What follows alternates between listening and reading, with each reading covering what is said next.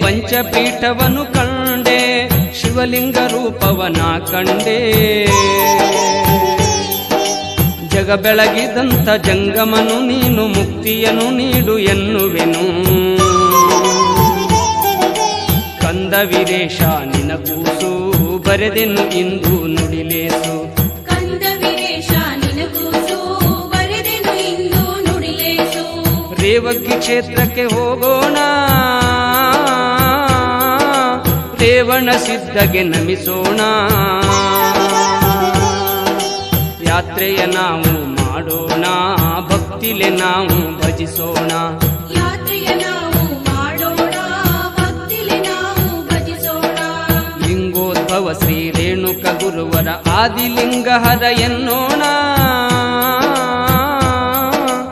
ಓಂಕಾರ ಮಂತ್ರವ ಜಪಿಸೋಣ.